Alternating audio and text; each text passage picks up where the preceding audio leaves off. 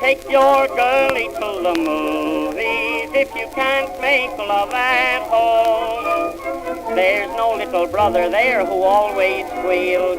You can say an awful lot in 7 reels. Take your girlie to the movies if you can't make love at home. The 1950s, we rocked to a whole new beat. Ike was president. The Cold War threat may have hovered over us, but the good life won out. The hula hoop craze spread around the globe.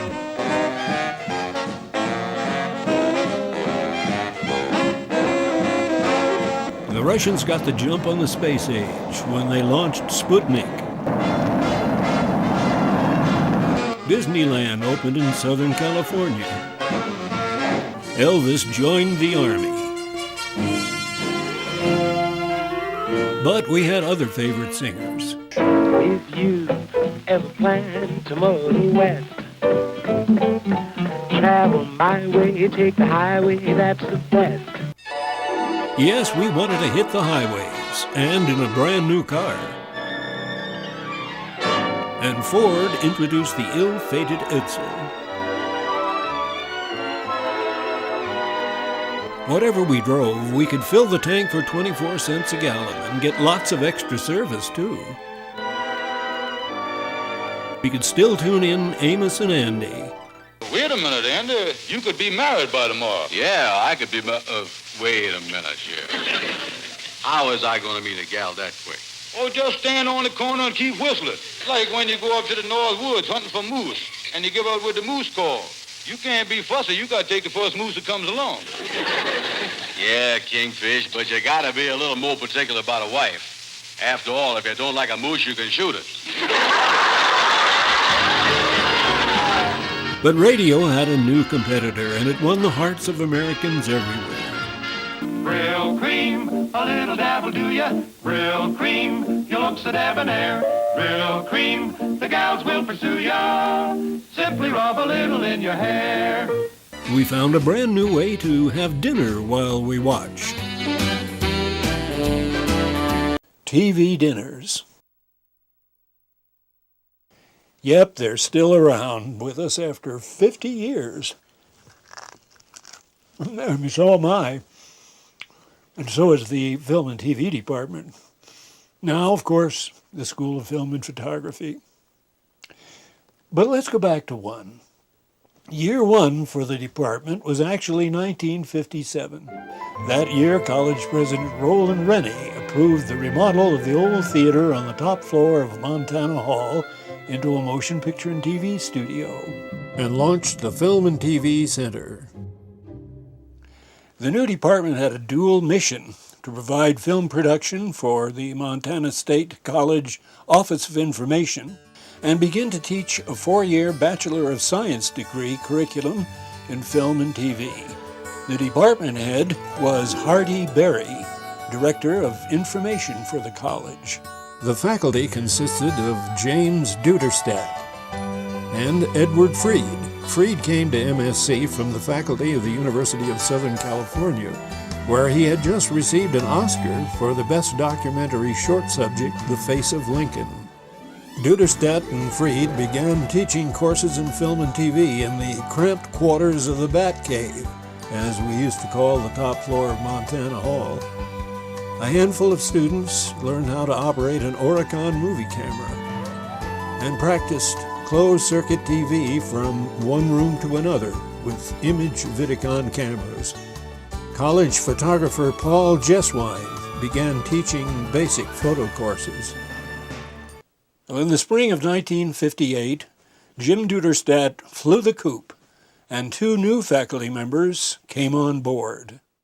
John Fell from NYU in New York, and me from USC by way of a job at Iowa State. The enrollment was 16 students. Ed Freed left a year later, but not before he and I produced the department's first film for the Office of Information TV release, a primitive little promo called Montana's Greatest Treasure, to promote renewal of the 6 mil tax levy for the university system. Students worked on the crew and acted in the film, including Jim Kelly, who would return a few years later to join the faculty for a while. In the spring of 1959, John Fell moved on, and we were down to one professor, me. So we hired Milt Roberts, who'd been a classmate of mine at USC Cinema. I helped Milt load up his office shelves with film books, and together we made films and taught the growing curriculum to classes of sometimes only 5 or 6 students. Well, they were a bunch of wild and crazy guys, and sometimes we didn't take ourselves seriously.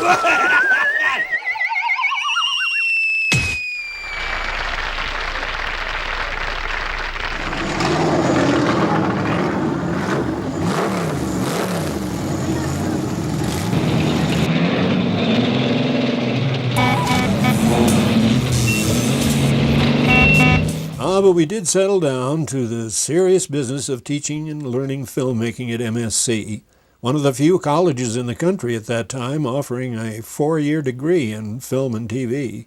And small student crews rose to the challenge of producing their own films with a modest contingent of equipment.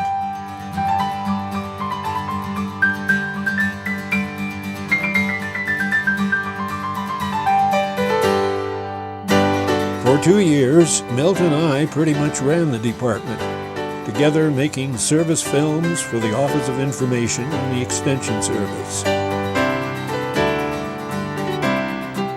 Yet despite our early efforts to be professional, we occasionally heard rumors that film and TV was a Mickey Mouse curriculum. In 1960, I decided the time had come to dispel that notion by producing a film with greater appeal than soil tests and cows and windbreaks. So with a $2,000 budget and 1 student crew member, Milt Roberts and I produced Vision Quest, a 30-minute historical documentary of the guardian spirit concept of the Plains Indians.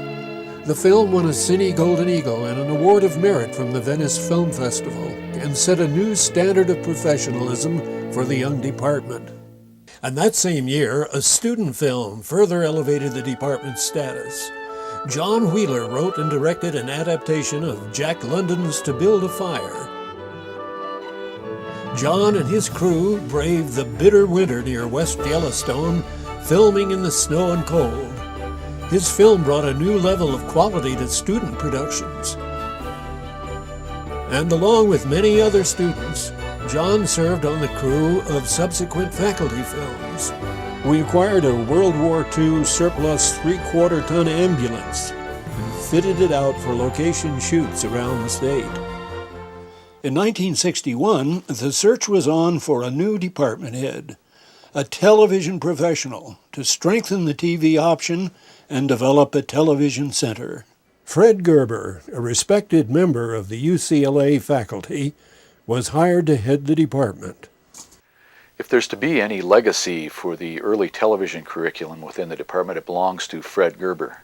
He was the one that came and designed the full curriculum based around the UCLA model, taught many of its classes, hired new faculty to teach some of those courses, and secured the space in McCall Hall for teaching of television and the television center. The summer after Fred arrived, the department was host to the annual conference of the University Film Producers Association, and we held week-long sessions at Many Glacier Hotel in Glacier National Park. Fred, Milt, and I were the chairman, and our banquet speaker was Per Lorentz, well known for his mid-1930s documentaries, The River and The Plow That Broke the Plains. Milt Roberts left the faculty in 1965, and former grad Jim Kelly filled in for a couple of years. Then, in 1968, we hired Professor Salah Sahin Ahmed, a USC grad and protege of Cecil B. DeMille. Salah was my professional colleague for 20 years and my good friend for the past 40 years. Then John Sinsel came to join the film faculty. Mort Miller came to the campus in 1965 to teach television with Fred, and he was followed in '69 by Jack Jennerjohn to teach those classes. My first exposure to the film and television curriculum was a young art student who was hired to do both graphics for student productions and for a lot of the television center projects that were being done on campus.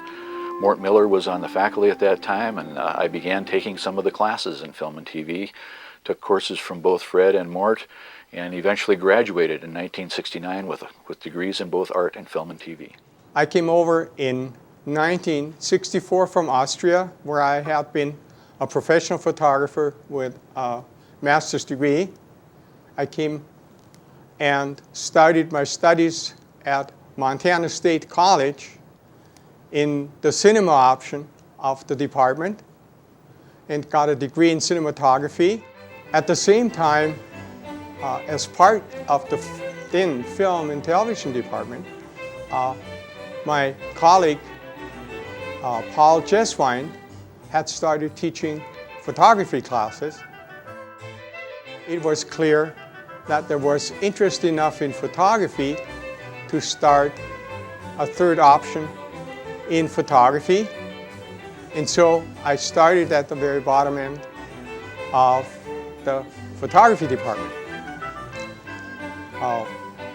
We were moving all over the campus with our labs and our classrooms, and by about 1970 there was such an increase in our student population that it was decided that we needed better labs. In the early 1970s, enrollment was up to 200.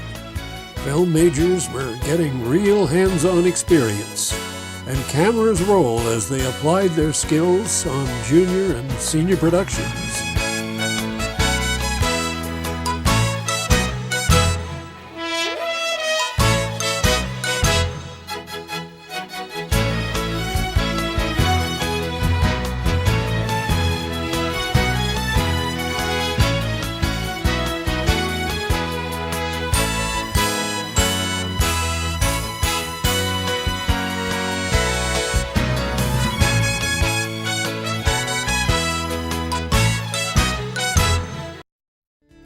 And the faculty practiced what we preached on contract productions.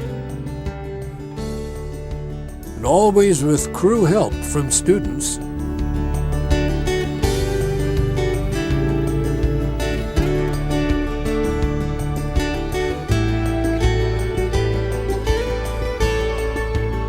And the department continued to garner awards.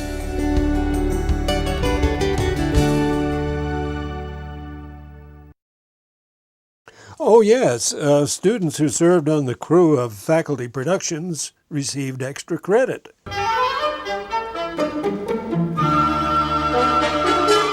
I was hired in 1973 to replace Jack Jennerjohn on the faculty, and I've remained here at MSU since that time. Much of the student work in the early days was based on live studio production. Students would adapt Broadway plays, sometimes novels, and these were produced, of course, in the studio, live, to tape, but without the benefit of editing to assemble them together. These were exciting productions that students would work on and spend long hours putting them together.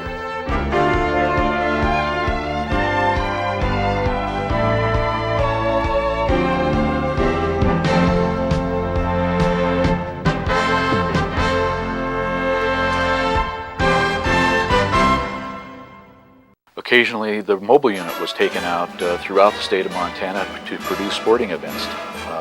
Basketball, football, and even golf at one time were produced with the television mobile unit out of the TV center.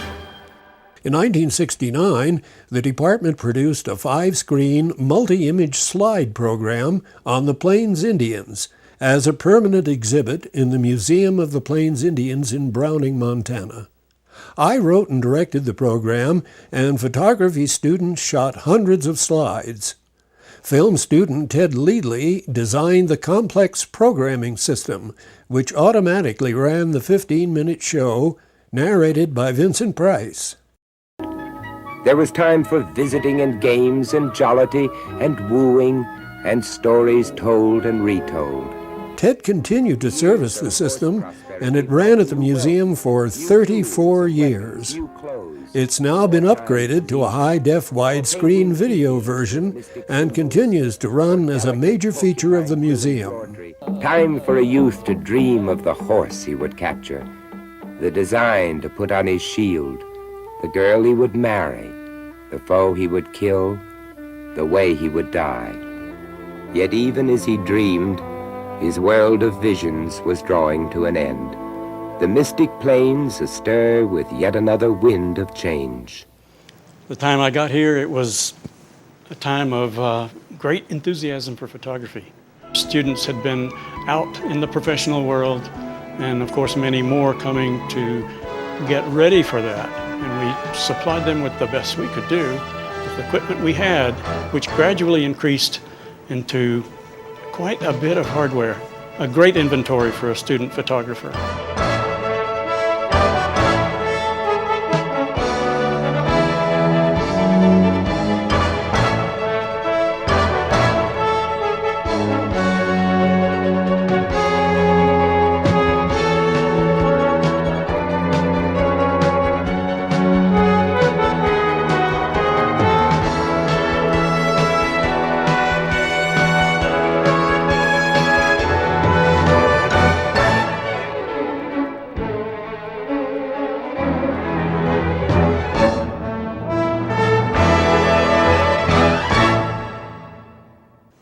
Yes, photography continued to grow into the 70s and beyond.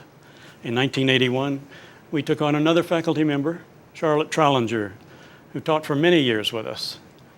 So photography continues to be a popular activity, a popular major on campus. And I think the future looks very bright indeed. After Sincel left, in 1978 we hired Professor Bill Neff. He joined the cinema faculty team, along with Salah and me. And together we taught film production all through the 1980s. Always popular with his students, Bill continues his distinguished career up to the present. Carl Smith, a student in the late 70s, joined the staff as the film lab assistant and facilities manager. He served us well for several years. After Carl left, his position was filled by Tracy Moran, in whose honor the annual Tracy Awards was named. By the late 70s, the department had become a victim of its own success. Its option facilities were scattered all over campus, and the need for a building to bring them all together was evident. Everybody pushed hard to get an appropriation for a new building on the legislative budget schedule. Hopes were high, but the very first try met with failure. How frustrating that was. Finally, in 1981, the legislature approved the funds, and film, TV, and photography moved into the new building in time for the 1983-84 school year. Several field trips to Hollywood added a new level of enrichment for film students and faculty.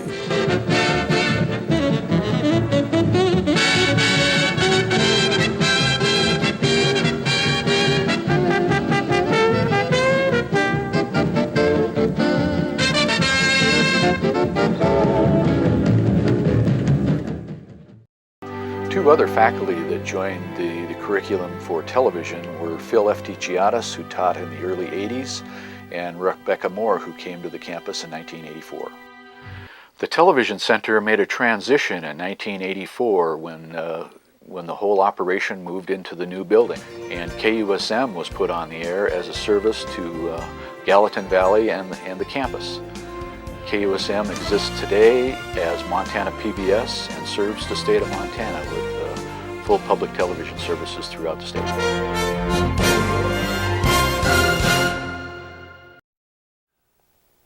With a new building came new challenges. Film, as a separate option, and television as a separate one, had existed previously in separate physical spaces.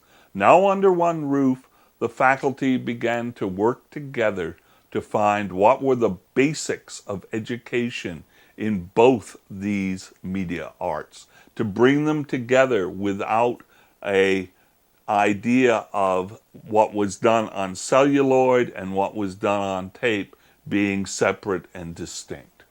Along with curriculum development, production development started to move in new directions as well.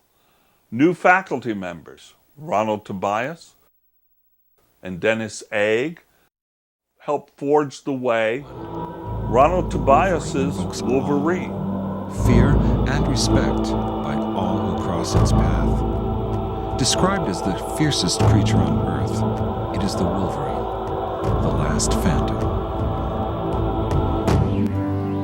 Dennis Egg's Shadow Casting.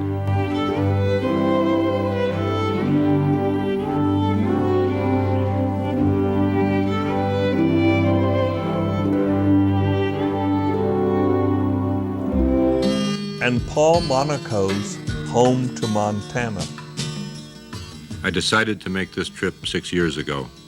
The summer I visited my father, the summer he knew he was dying. Eastern Montana doesn't have too many people.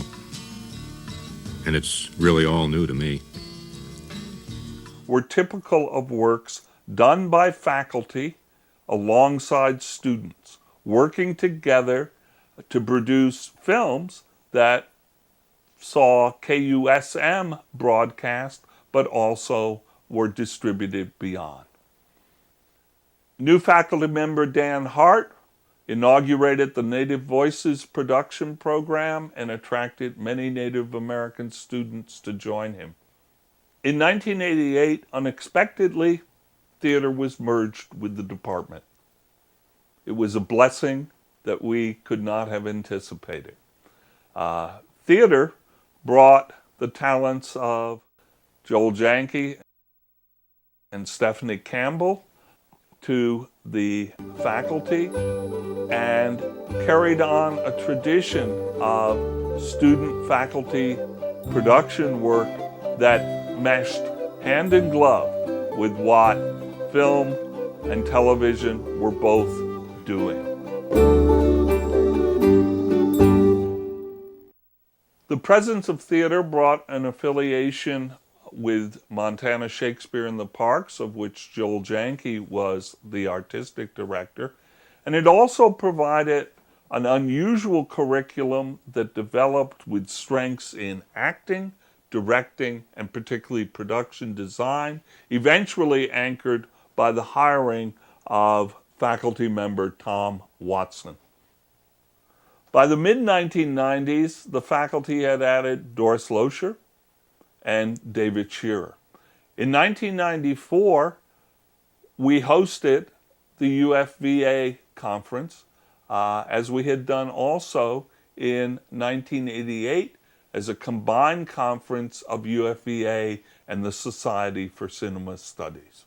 The keynote speaker for the UFVA conference of 1994 was MSU graduate Ed Jones, winner of the 1988 Oscar in visual effects for Who Framed Roger Rabbit. Does this answer your question?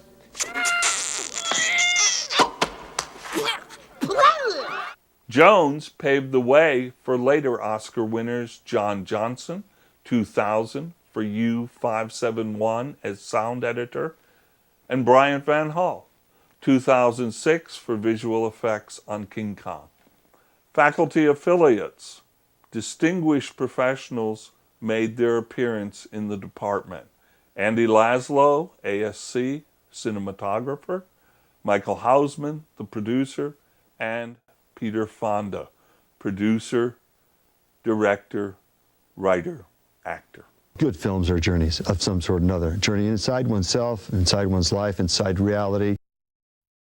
By the mid-1990s, professional success was coming to many of our graduates. The program's curriculum was attracting students nationally and also internationally. As numbers of students grew, pressures did as well. By the end of the 1990s, an academic gate was put into place to control admission from the first year into the second year. A student organization, the MTA Network, was founded. Among its purposes to grant awards of merit to the annual senior film productions.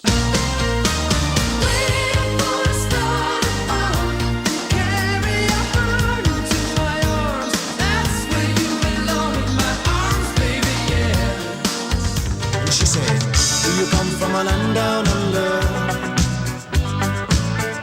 Women go and men wonder.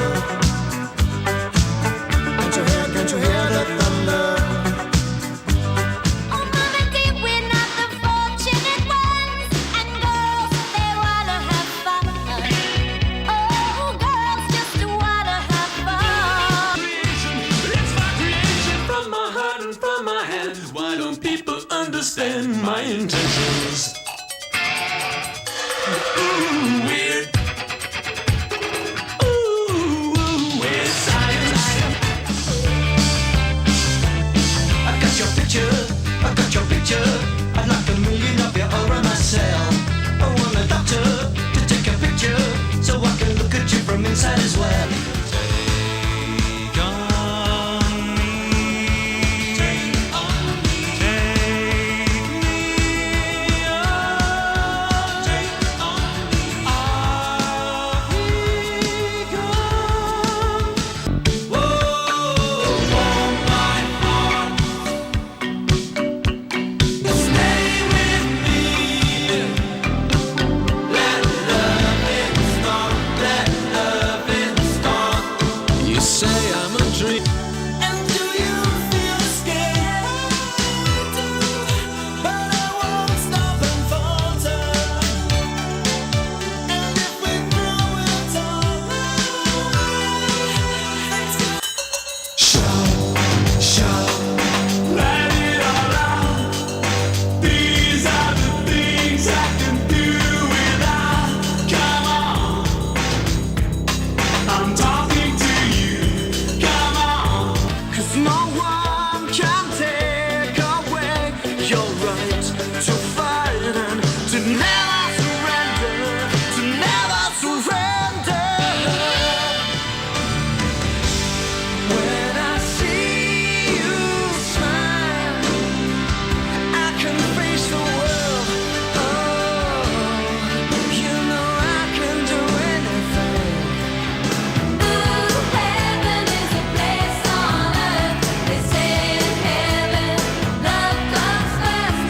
We'll make Our Oscar became the Traceys, which celebrated its 10th anniversary in 2009. The program added new faculty: Cindy Stillwell, Walter Metz, then Theo Lipfert, and Phil Savoy. Before the end of the first decade of the 21st century, the entire 10-year track photo faculty had turned over, bringing Christina Anderson, Ian Van Kohler, and Alexis Pike into those positions. Through the initiatives of Professor Ronald Tobias and initial funding provided by the Discovery Networks, an MFA degree in natural history and science filmmaking was created within the department.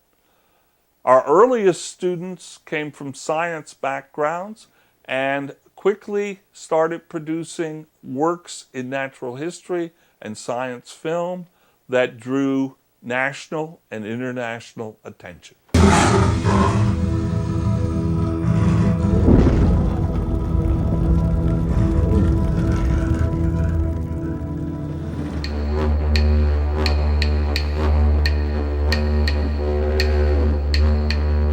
Dr. Gary Strobel scours the world's forests for potential new drugs that could aid doctors in the war on disease.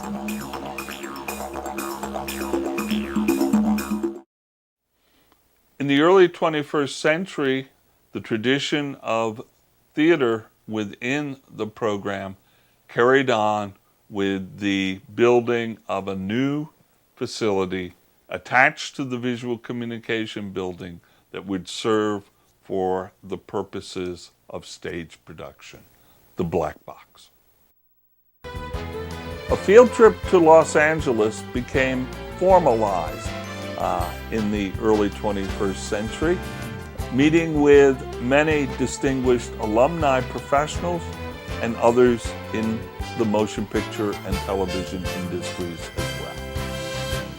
Yeah, I guess when I got out of film school and I realized that the only way I was going to get myself a job directing was to basically come up with a script that somebody would like well enough that I would be able to kind of get myself the job of directing. You can't say I want to be. You can't say I'd like to be. You can't say it sounds like fun. You can't say I want to make some money. You've got to say I've got to.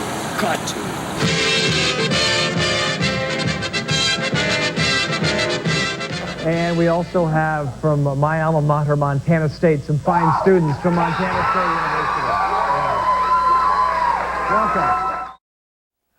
By 2009, what had been the Department of Media and Theater Arts now became the New School of Film and Photography.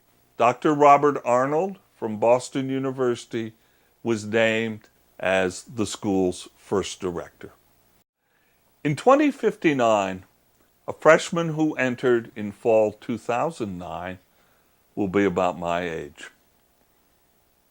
If he or she comes to Bozeman to celebrate the 100th anniversary of our school, no doubt the name of it may have changed. The technologies will be new. A great many faculty will have come and gone, and so will scores of students, well educated and ready for the future. But we hope the traditions of the first 50 years will prevail. A commitment to production education, to the close collaborative working of faculty with students, to high quality and the pursuit of excellence, and to doing more than might be expected with the means we have.